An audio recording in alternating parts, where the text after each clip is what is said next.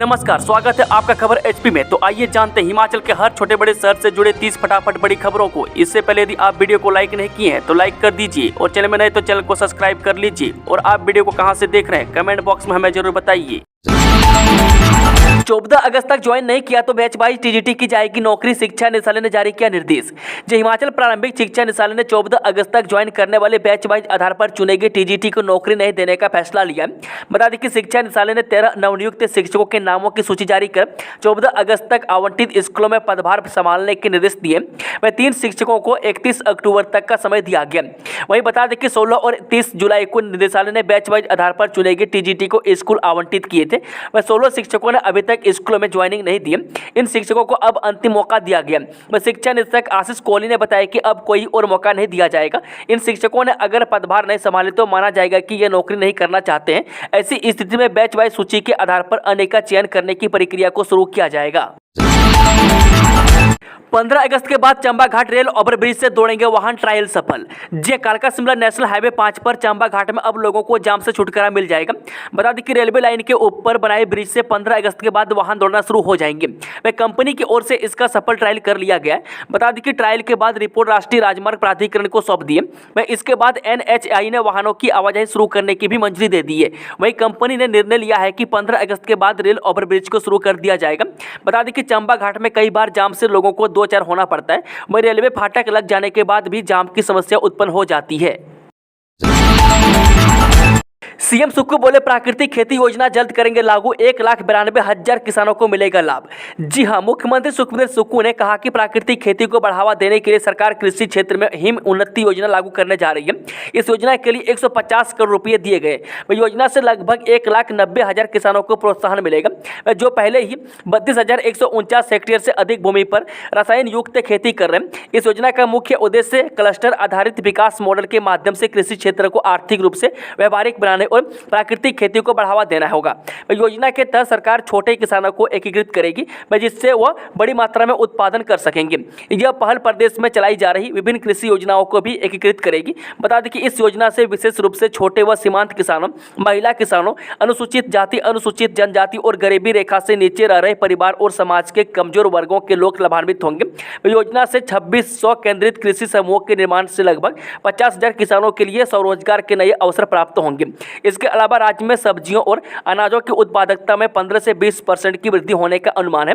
इस वित्त वर्ष के लिए 10 नए किसान उत्पादक संगठन स्थापित करने के लिए 50 करोड़ और कांटेदार तार लगाने के लिए 10 करोड़ का प्रावधान किया गया है।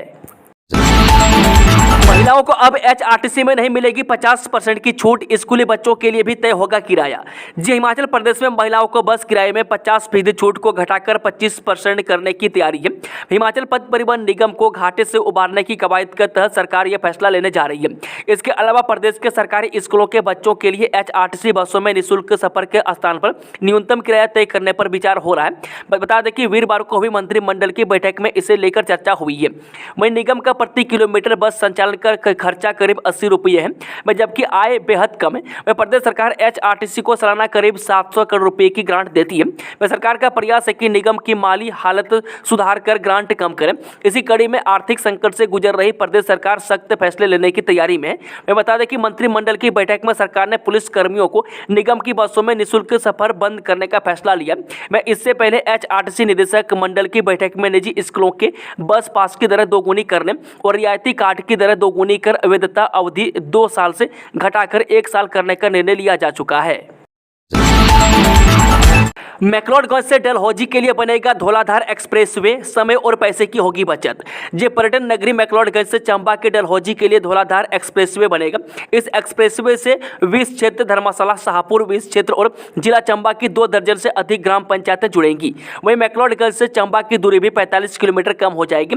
बता दें कि वर्तमान में मैक्लोडगंज से डलहौजी के बीच की दूरी सड़क से करीब 130 किलोमीटर है, लेकिन एक्सप्रेसवे बनने से यह दूरी घटकर करीब 85 किलोमीटर रह जाएगी। इससे लोगों का जहां समय बचेगा और वहीं किराए का भी बचत होगी।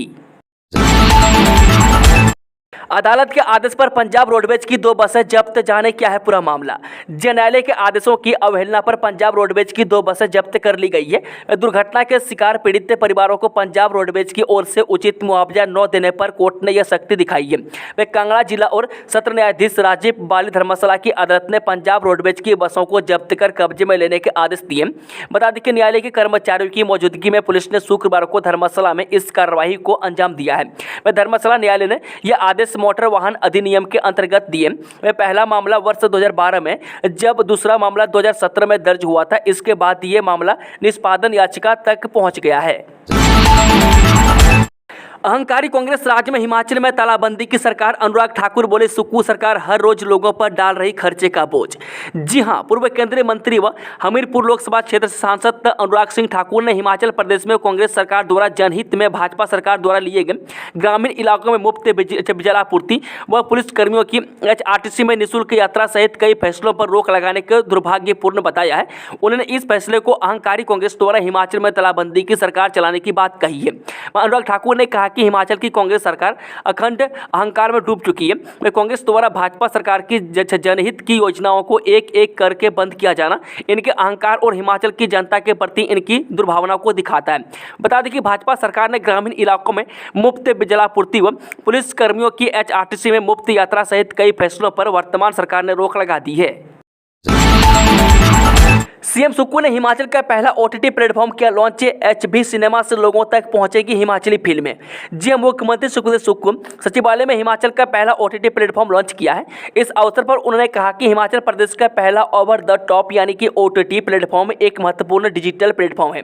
यह हिमाचल प्रदेश के फिल्मकारों के लिए बेहद महत्वपूर्ण डिजिटल प्लेटफॉर्म है जो विश्व सिनेमा, भारतीय सिनेमा और सबसे महत्वपूर्ण रूप से हिमाचली सिनेमा को एक ही प्लेटफॉर्म पर उपलब्ध कराएगा। बता दें कि हिमाचल ही नहीं विश्व भर फिल्म निर्माताओं को अपनी प्रतिभा दिखाने के लिए एक वैश्विक मंच प्रदान करके हिमालयन वेलोसिटी कई महत्वपूर्ण और अनदेखी फिल्मों को दर्शकों तक पहुंचाएगा। कर्ज बढ़ाना, सुविधाएं छीनना, यही है सुक्खू सरकार की उपलब्धि, जयराम ठाकुर का आरोप। जी हां, नेता प्रतिपक्ष जयराम ठाकुर ने कहा कि सुक्खू सरकार पूरी तरह से जन विरोधी काम कर रही है। मैं जिन वादों के साथ कांग्रेस सत्ता में आई सारे काम उसके विपरीत किए जा रहे हैं। मैं ऐतिहासिक तेजी से कर्ज लेना, लाखों परिवारों से सुविधाएं छीनना, उनके जीवन को संकट में डालना, हजारों की संख्या में संस्थान बंद करना सरकार के 1.5 साल के कार्यकाल की उपलब्धि है। यदि सुक्खू सरकार के कार्यकाल का लेखा जोखा निकाला जाए तो यह प्रदेश के सबसे बुरे प्रदर्शन के तौर पर जाना जाएगा। मैं जब प्रदेश तरक्की करने की बजाय पीछे चला गया, मैं जहां विकास के एक भी काम नहीं हुए, मैं सुक्खू के पूरे कार्यकाल में प्रदेश के विकास की गति शून्य रही। जयराम ठाकुर ने कहा कि जितना कर्ज हिमाचल के पूरे इतिहास में लिया गया उसका आधा कर्ज सुक्खू सरकार से मात्र 1.5 साल के कार्यकाल में ले चुकी है। मैं इसी गति से अगर 5 साल कर्ज लिए तो हिमाचल के आर्थिक स्थिति का क्या हाल होगा यह कहना मुश्किल है। मैं सुक्खू सरकार सत्ता में आने के बाद से लगभग 30,000 करोड़ का कर्ज ले चुकी है। मैं जब सरकार द्वारा हर दिन लोगों को मिलने वाली अत्यंत ही जरूरी सुविधाएं छीनी जा रही है। मैं सहारा जैसी पेंशन लोगों को मिल नहीं रही। मैं हिम केयर से इलाज नहीं मिल पा रहा है। मैं बिजली पानी पर मिलने वाली सब्सिडी सरकार ने बंद कर दी है। मैं सड़क, पुल, नाले, अस्पताल, स्कूल बन नहीं रहे। मैं सड़कों का मलबा तक साफ नहीं हो रहा है। तो ऐसे में यह सवाल उठता है कि सरकार कर्ज में मिलने वाली धनराशि का क्या कर रही है। मुख्यमंत्री सुखबीर सुक्खू को प्रदेश के लोगों को यह बताना होगा। भारत में कुछ बड़ा होने वाला है, हिंडनबर्ग रिसर्च ने दी चेतावनी। जी हां, बांग्लादेश में जारी सियासी संकट और इजराइल व ईरान के बीच चल रही तनातनी के बीच हिंडनबर्ग ने बड़ा खुलासा किया है। बता दें कि हिंडनबर्ग रिसर्च ने खुलासा किया है कि भारत में जल्द ही कुछ बड़ा होने वाला है। हालांकि इसमें यह नहीं कहा गया है कि क्या बड़ा होने वाला है, लेकिन माना जा रहा है कि भारत की किसी कंपनी को लेकर एक बड़ा खुलासा होने वाला है। मैं अमेरिका की short seller firm Hindenburg research जल्द ही भारत की किसी बड़ी कंपनी के बारे में खुलासा करने वाली है। मैं हिंडनबर्ग में बाकायदा एक्स पर एक पोस्ट शेयर कर लिखा है भारत में कुछ बड़ा होने वाला है। इससे पहले हिंडनबर्ग कोटक बैंक पर भी खुलासा कर चुका है। आय कम तो पानी का बिल माफ, अब नेगेटिव ग्रेडिंग, स्टूडेंट महिला सब्सिडी पर मंथन। जी हां, मुख्यमंत्री सुखबीर सुक्खू ने कहा कि 50,000 से कम आय वालों की पानी का बिल नहीं देना होगा। इसके अलावा एकल नारी भी इस बिल के दायरे से बाहर कर दी गई है।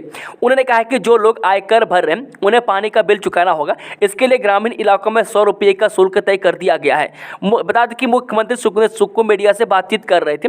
इस मौके पर उन्होंने कहा कि बिलों की अदायगी से आने वाले राजस्व को पेयजल सुधार पर खर्च किया जाएगा। मैं राज्य सरकार यह सुनिश्चित करेगी कि घरों में नलों से पानी आ रहा 100% शुद्ध हो। उन्होंने कहा कि होटल मालिकों को भी पेयजल बिल चुकाना होगा। वह शहर की परिधि के बाहर जिन होटलों को खोला गया है उनमें अब तक पानी का बिल नहीं था। बता दें कि पूर्व सरकार होटल मालिकों को मुफ्त में पानी की सप्लाई कर रही थी, लेकिन अब राज्य सरकार ने व्यवस्था में बदलाव कर दिया है और इसके तहत इन होटल मालिकों को भी प्रति लीटर के हिसाब से भुगतान करना होगा।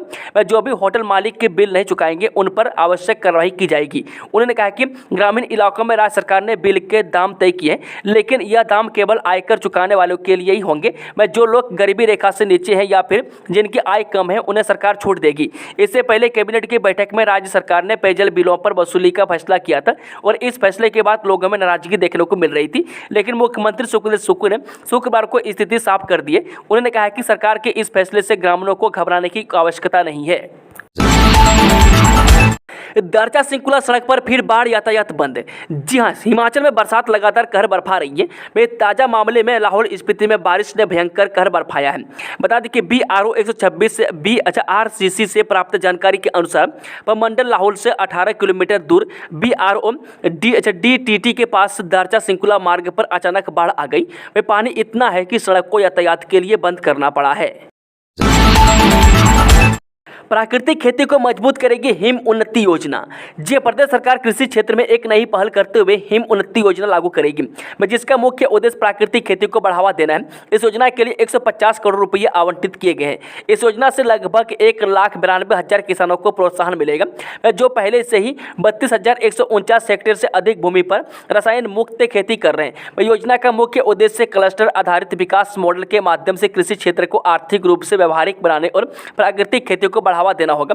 बता दें कि योजना के तहत सरकार छोटे किसानों को एकीकृत करेगी ताकि वह बड़ी मात्रा में उत्पादन कर सके, जिससे पर्याप्त विपणन योग्य अधिशेष सुनिश्चित हो सके। डिपो में अप्रवासी श्रमिकों को भी मिलेगा राशन। जब भारतीय खाद्य मंत्रालय ने राष्ट्रीय खाद्य सुरक्षा अधिनियम के तहत देश भर में एक राष्ट्र एक राशन कार्ड यानी कि ONORC योजना का प्रावधान किया है। इस योजना के तहत अब प्रदेश भर में शहरी क्षेत्र और उसके आसपास रहने वाले क्षेत्रों के प्रवासी श्रमिक उचित मूल्य की दुकानों में जाकर उसी तरह से राशन ले सकेंगे। मैं जिस तरह से प्रदेश के करीब 18.5 लाख राशन कार्ड उपभोक्ता हर माह राशन लेते हैं, मैं खाद्य नागरिक आपूर्ति एवं उपभोक्ता मामले विभाग की ओर से इस बारे में निर्देश जारी कर दिए। इन आदेशों के तहत सभी जिलों में रहने वाले प्रवासी अपना आधार कार्ड या राशन कार्ड ले जाकर अब हर माह डिपो में जाकर राशन ले सकेंगे। दरअसल वर्ष 2020 में आई कोरोना महामारी के दौरान देश भर के कई हिस्सों में रहने वाले प्रवासी श्रमिकों के लिए सबसे बड़ी समस्या खाद्य सुरक्षा की आई थी। उसके बाद खाद्य मंत्रालय की ओर से यह फैसला लिया गया कि देश का कोई भी नागरिक किसी भी परिस्थिति में भूखा नहीं रहना चाहिए। उसके बाद एक राष्ट्र एक राशन कार्ड योजना मंजूर हुई। एक आंकड़े के मुताबिक देश भर में 37% आबादी प्रवासी श्रमिकों की है। इस बारे में जिला हमीरपुर के खाद्य नियंत्रक अरविंद शर्मा ने बताया कि जिला हमीरपुर में भी यह सुविधा शुरू कर दी गई है। हमीरपुर शहर और इसके आसपास क्षेत्र में रहने वाले प्रवासी श्रमिकों को एक राष्ट्र एक राशन कार्ड योजना के तहत राशन उपलब्ध करवाने के लिए विभाग ने विशेष व्यवस्था की है। बता दें कि एक राष्ट्र एक राशन कार्ड योजना के तहत अगर कहीं किसी ने दो जगह राशन कार्ड बनवाया होगा तो उसे भी रोका जा सकेगा। अरनी विश्वविद्यालय रोकेगा हिमाचल से छात्रों का पलायन। जी हां, अरनी विश्वविद्यालय हिमाचल प्रदेश से छात्रों का पलायन रोकने में बड़ी भूमिका निभाएगा, जिसमें छात्रों को अब पहाड़ी राज्य में ही उच्च स्तरीय प्रोफेशनल व एकेडमिक अध्ययन करने का मौका मिल पा रहा है। इतना ही नहीं, अरनी यूनिवर्सिटी इंदौर हिमाचल प्रदेश की ओर से अब IIT दिल्ली व मुंबई संग 3 बड़ी कंपनियों के साथ MOU भी हुआ है। इसमें अब जॉब प्लेसमेंट में भी AU के छात्रों को बड़ा मौका उपलब्ध हो रहा है। हाल ही में यूनिवर्सिटी के छात्र ने स्पेन में 30 लाख के पैकेज में जॉब प्राप्त की है। एक विश्व स्तरीय चिप बनाने वाली कंपनी के साथ भी टाई अप हुआ है, जिससे रोजगार के बड़े द्वार राज्य में खुलने जा रहे हैं। MOU के तहत न्यूनतम 10 लाख पैकेज पर ही यूनिवर्सिटी के छात्रों को हायर किया जाएगा। वहीं यूनिवर्सिटी की ओर से राज्य के मेधावी छात्रों को स्कॉलरशिप व सैन्य जवानों के बच्चों को भी बड़ी राहत प्रदान की जा रही है। साथ ही महिला सशक्तिकरण की ओर कदम बढ़ाते हुए बड़ी सुविधाएं व अत्याधुनिक कोर्स करवाए जा रहे हैं। अनुबंध अवधि जोड़कर मिलेगी पेंशन। जो प्रदेश शिक्षा विभाग में कॉन्ट्रैक्ट की अवधि को पेंशन लाभ के लिए जोड़े जाने के आदेश लागू हो गए। मैं आयुर्वेद विभाग से शीला देवी बनाम हिमाचल सरकार केस में आए फैसले के बाद लगभग सभी विभागों में अब यह फैसला लागू हो रहा है। मैं एक तरफ उच्च शिक्षा निदेशक ने लेक्चरर हिस्ट्री राजेश बाला की कुछ कॉन्ट्रैक्ट सर्विस को पेंशन लाभ के लिए गिने जाने के आदेश दिए। मैं दूसरी तरफ सभी शिक्षा उपनिदेशकों ने अपने जिला में ऐसे शिक्षकों की लिस्ट मांगी है जिनका कुल सेवाकाल अनुबंध अवधि मिलाकर 10 साल या इससे ज़्यादा बनता है। वह शीला देवी केस के आधार पर अब उच्च शिक्षा निदेशालय ने भी 10 साल सेवाकाल के पूरे होने पर कर्मचारियों को पेंशन देने का फैसला किया है। वायनाड के बाद प्रधानमंत्री मोदी के समेत आने की संभावना। जे केरल के वायनाड में आपदा प्रभावित क्षेत्रों का दौरा करने के बाद प्रधानमंत्री नरेंद्र मोदी के रामपुर के समेत आने की संभावना बढ़ गई है। सूत्रों के अनुसार बता दें कि प्रधानमंत्री आगामी कुछ दिनों में मौसम अनुकूल होने पर क्षेत्र का हवाई सर्वेक्षण कर सकते हैं। हालांकि अब तक सरकारी तौर पर इसकी कोई पुष्टि नहीं की गई है। यदि प्रधानमंत्री रामपुर के समेत का दौरा करते हैं तो प्रदेश को प्राकृतिक आपदा से बाहर निकालने के लिए उनकी तरफ से विशेष पैकेज की घोषणा की जा सकती है। बता दें कि अब तक मुख्यमंत्री सुखविंदर सुक्खू, नेता प्रतिपक्ष जयराम ठाकुर, कांग्रेस प्रदेश अध्यक्ष प्रतिभा सिंह, लोक निर्माण मंत्री विक्रमादित्य सिंह, भाजपा प्रदेश अध्यक्ष डॉक्टर राजीव बिंदल एवं सांसद कंगना रनौत सहित अन्य नेता आपदा प्रभावित क्षेत्र का दौरा कर चुके हैं। वह डीसी शिमला अनुपम कश्यप और एसपी शिमला संजीव गांधी लगातार आपदा प्रभावित क्षेत्र में राहत एवं बचाव कार्यों का जायजा ले रहे हैं। 27 नवंबर को होगी जीएनएम कोर्स के द्वितीय चरण की काउंसलिंग। जी हां, जीएनएम की पढ़ाई करने वाले विद्यार्थियों को इस कोर्स में प्रवेश करने के लिए दूसरा मौका मिल गया है। मैं जो छात्र जीएनएम प्रवेश के लिए पहली सूची में जगह नहीं बना सके, मैं उसके लिए द्वितीय चरण की काउंसलिंग रखी गई है। यह केंद्रीकृत काउंसलिंग 27 नवंबर को आईजीएमसी के सभागार में होगी। ऐसे उम्मीदवार जिन्होंने 3 वर्ष की जीएनएम परीक्षा के लिए पहले ही आवेदन कर दिया है, वे दूसरी काउंसलिंग में भाग ले सकते हैं। फिलहाल सरकारी जीएनएम स्कूलों में 34 सीटें खाली है। इनमें जीएनएम स्कूल बिलासपुर में 3, चंबा में 8, रामपुर में 9, मंडी में 3, टांडा में 3 और नाहन में 8 सीटें शामिल हैं। मैं इस पाठ्यक्रम में चयन का मानदंड पूरी तरह से उम्मीदवार की 10+2 की योग्यता पर आधारित है। इसमें पहली प्राथमिकता 10+2 यानी कि मेडिकल स्ट्रीम के उम्मीदवारों को दी जाएगी और मेडिकल स्ट्रीम के योग्य उम्मीदवारों की अनुपलब्धता की स्थिति में दूसरी प्राथमिकता 10+2 यानी कि गैर मेडिकल स्ट्रीम के उम्मीदवारों को दी जाएगी। मिंजर मेले की अवधि 4 दिन बढ़ी, अब चौगान में 13 अगस्त तक जारी रहेगी व्यापारिक गतिविधियां।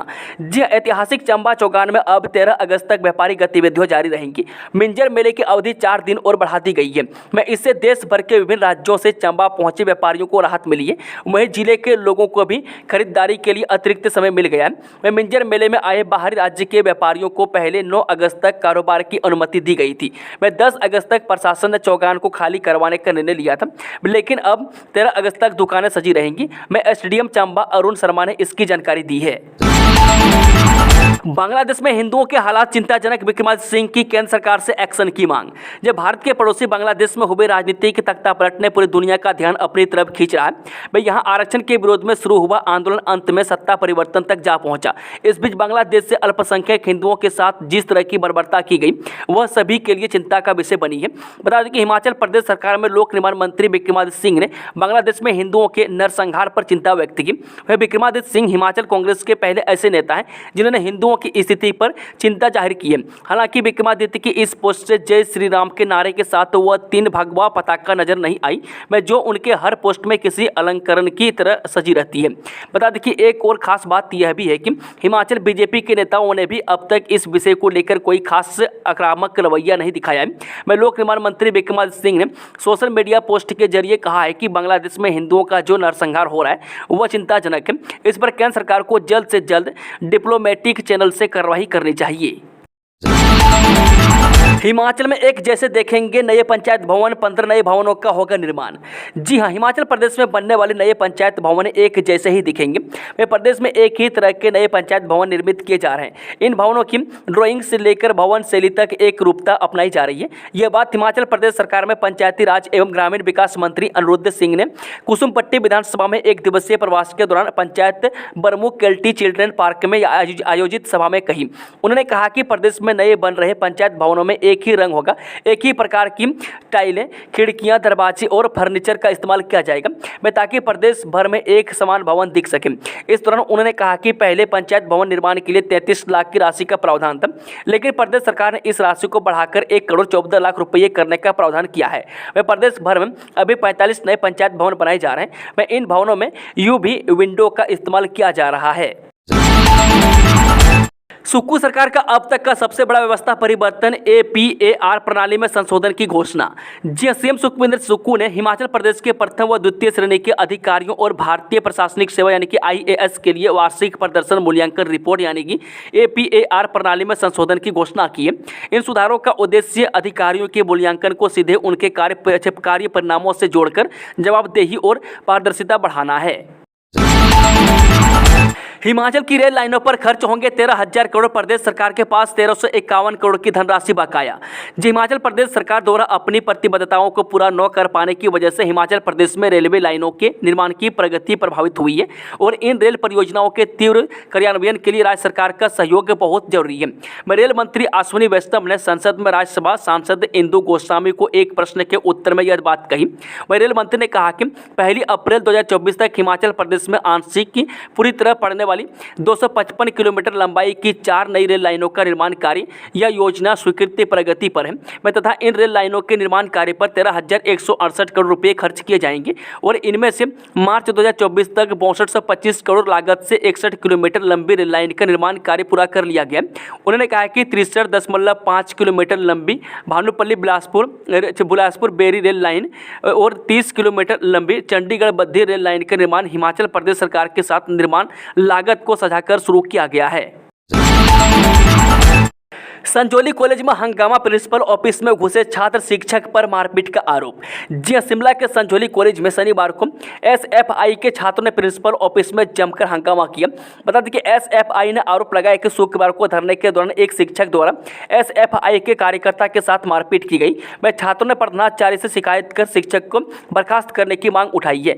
इस दौरान SFI कार्यकर्ताओं ने कॉलेज प्रशासन के खिलाफ जमकर नारेबाजी की। इस दौरान कार्यकर्ताओं की पुलिस के साथ धक्का मुक्की भी हुई। बता दें कि SFI के राज्य सचिव दिनित देंटा ने कहा कि शुक्रवार को फीस वृद्धि के विरोध में कार्यकर्ता कैंपस में धरना दे रहे थे। इस दौरान एक शिक्षक द्वारा SFI के छात्रों के साथ मारपीट की गई। उन्होंने कहा शिक्षक पर आरोप लगाते हुए कहा कि छात्र को शिक्षक द्वारा जान से मारने की धमकी दी गई। उन्होंने कहा कि इस बाबत लक्कड़ बाजार पुलिस चौकी में भी शिकायत दर्ज करवाई है। मैं साथ ही प्रधानाचार्य को भी शिकायत दी है। मैं दिनित देंटा ने शिक्षक पर आरोप लगाते हुए कहा कि जब प्रिंसिपल ऑफिस में SFI के कार्यकर्ता जाते हैं तो ये प्रोफेसर छात्रों को डराने धमकाने का काम करते हैं। उन्होंने कहा है कि इस तरह से छात्रों को डराने का माहौल कॉलेज में बर्दाश्त नहीं किया जाएगा। ऐसा व्यवहार बर्दाश्त नहीं किया जाएगा और आने वाले दिनों में SFI कॉलेज में उग्र आंदोलन करेगी। नौकरी दो नहीं तो सीएम की आवास के बाहर धरने पर बैठे जाएंगे, बेरोजगार शारीरिक शिक्षक संघ की धमकी। जी हिमाचल प्रदेश के बेरोजगार शारीरिक शिक्षा शिक्षक पिछले 7 सालों से नौकरी का इंतजार कर रहे हैं, लेकिन सरकार द्वारा खाली पदों को नहीं भरा जा रहा है। वहीं अब बेरोजगार शारीरिक शिक्षा शिक्षकों ने सरकार के खिलाफ मोर्चा खोल दिया है और 11 दिनों से शिमला में अनशन पर बैठे हैं। बता दें कि शनिवार को चौड़ा मैदान में बेरोजगार शारीरिक शिक्षा शिक्षकों ने रोष रैली निकाली और सरकार को 817 शारीरिक शिक्षा शिक्षकों के पदों को जल्द भरने की मांग के साथ ही चेतावनी भी दी है। यदि सरकार जल्द इन पदों को भरने की प्रक्रिया शुरू नहीं करती है तो प्रदेश के 22,000 बेरोजगार शिमला में उग्र प्रदर्शन शुरू करेंगे। मनरेगा दिहाड़ी में एक मुश्त 60 रुपये की बढ़ोतरी, अब 14 दिन काम करने पर खाते में आएंगे इतने हजार। जी हां, प्रदेश में सुखविंदर सिंह सुक्खू की सरकार ने चालू वित्त वर्ष में मनरेगा की दिहाड़ी को 1 अप्रैल से 240 रुपये से बढ़ाकर 300 रुपये कर दिया है। इसमें ग्रामीणों को मनरेगा के तहत काम करने पर घर द्वार पर 300 रुपये दिहाड़ी मिल रही है। मैं इसको देखते हुए ग्रामीणों की मनरेगा के तहत कार्य करने में रुचि बढ़ी है। इसी का नतीजा है कि चालू वित्त वर्ष में 4 महीनों में ग्रामीणों ने 144 लाख कार्य दिवस अर्जित कर लिए। मैं इसकी जानकारी ग्रामीण विकास एवं पंचायती राज मंत्री अनुरुद्ध सिंह की अध्यक्षता में संपन्न हुई हिमाचल प्रदेश राज्य रोजगार गारंटी परिषद की बैठक में दी गई। मैं अब 14 दिन काम करने पर 42 रुपये दिहाड़ी खाते में आएगी। हिमाचल में 135 सड़कें यातायात के लिए ठप, सबसे ज्यादा सिरमौर जिले में हुआ नुकसान। जी हां, हिमाचल प्रदेश में 31 जुलाई की रात को आई त्रासदी में 55 लोग लापता हुए थे, जिनमें से 28 सब रेस्क्यू टीम द्वारा बरामद किए गए, वहीं 14 शवों की शिनाख्त कर ली गई है, जबकि लापता लोगों के लिए अभी भी सर्च ऑपरेशन चलाया जा रहा है। समय में आज 10वें दिन भी रेस्क्यू एंड सर्च ऑपरेशन जारी है। बता दें कि हिमाचल प्रदेश में 10 अगस्त को शाम 6 बजे तक प्रदेश भर में 135 सड़कों पर यातायात ठप है। यह जानकारी Himachal Pradesh state disaster management authority ने दी है। बारिश के कारण लैंडस्लाइड और पेड़ गिरने से ये सड़क मार्ग प्रभावित हुए हैं, जिन्हें यातायात के लिए बहाल किया जा रहा है। सबसे ज्यादा सड़कें सिरमौर जिले में प्रभावित हुई है। यहाँ 42 सड़कों पर यातायात ठप है, वहीं कुल्लू में 37 और मंडी में 29 सड़क मार्ग प्रभावित हुए हैं। इसके अलावा प्रदेश में बिजली के 24 ट्रांसफार्मर प्रभावित हुए हैं, वहीं पानी की 56 स्कीमें ठप पड़ी है। सुरक्षा बलों की आतंकियों के साथ मुठभेड़, 2 जवान बलिदान, 3 घायल। जी हां, दक्षिण कश्मीर के गंगर मोडे कोकरनाग में शनिवार को आतंकियों के साथ मुठभेड़ में 2 जवान बलिदान हो गए, 3 सैन्यकर्मी घायल हो गए। घायल जवानों की हालत नाजुक बनी हुई है। अन्य सुरक्षा बलों ने आतंकियों को घेर लिया और दोनों तरफ से देर शाम तक रुक कर गोलीबारी जारी थी। बता दें कि अनंतनाग से मिली जानकारी के अनुसार पुलिस को आज सुबह अपने तंत्र से सूचना मिली थी कि आतंकियों को एक दल कोकरनाग में गडोल आहनल के ऊपरी हिस्सों में देखा गया। पुलिस ने सूचना मिलते ही सेना और सीआरपीएफ के जवानों के साथ मिलकर आतंकियों को पकड़ने के लिए एक अभियान चलाया। बता दें कि दोपहर 2 बजे के करीब जब जवान तलाशी लेते हुए गगरमोड इलाके में पहुंचे तो वहां छिपे आतंकियों ने उन्हें देख लिया। आतंकियों ने जवानों पर पहले ग्रेनेड फेंका और उसके बाद उन्होंने अपने स्वचालित हथियारों से फायरिंग की। इसमें 2 जवान बलिदान हो गए, 3 जवान घायल हो गए हैं। घायल जवानों की हालत नाजुक है। किन्नौर के निगुलसरी में 18 घंटे थमे रहे एनएच पर वाहनों के पहिए, सफर बना मुसीबत।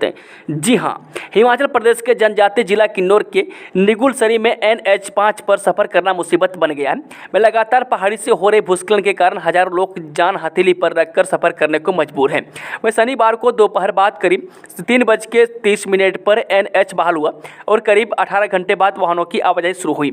इससे लोगों ने राहत की सांस ली है। गौर हो कि सामरिक दृष्टि से अति महत्वपूर्ण एनएच के बार बाधित होने से सेना के जवानों सहित आम जनता को जहां खतरे के साए में सफर करना पड़ रहा है, वहीं जनजातीय जिला किन्नौर की खूबसूरत वादियों को निहारने के लिए पहुंचने वाले पर्यटक भी परेशानियां झेलने को मजबूर है। राष्ट्रीय राजमार्ग 707 पर सतौन के समीप दरकी पहाड़ी 3 घंटे ठप रही आवाजाही। जी, हिमाचल प्रदेश के सिरमौर जिले में राष्ट्रीय राजमार्ग 707 पर सतौन के समीप बिना बारिश के ही साफ मौसम में पहाड़ी दरकने से बड़ी मात्रा में मलबा आ गया। इसके चलते हाईवे करीब 3 घंटे तक बंद रहा। इस दौरान सड़क के दोनों छोर पर सैकड़ों वाहन खड़े रहे। पांवटा साहिब को हर ओर जाने वाले मुसाफिरों ने सतौन तक 2 किलोमीटर का सफर पैदल चलकर तय करना पड़ा। जानकारी के अनुसार बता दें कि एनएच 707 शनिवार दोपहर करीब 12 बजे खुले मौसम में पहाड़ी दरकने से चिलोन के पास बंद हो गया था। दोस्तों, खबरों का सिलसिला यहीं समाप्त होता है। अगर जानकारी पसंद आई तो वीडियो को लाइक, शेयर, चैनल को सब्सक्राइब जरूर कर लें और कमेंट बॉक्स में कमेंट करके बताएं कि आप न्यूज़ को हिमाचल के किस कोने में बैठकर देख रहे हैं। Thank you, all the best. जय हिंद, जय हिमाचल, जय राधा माधव।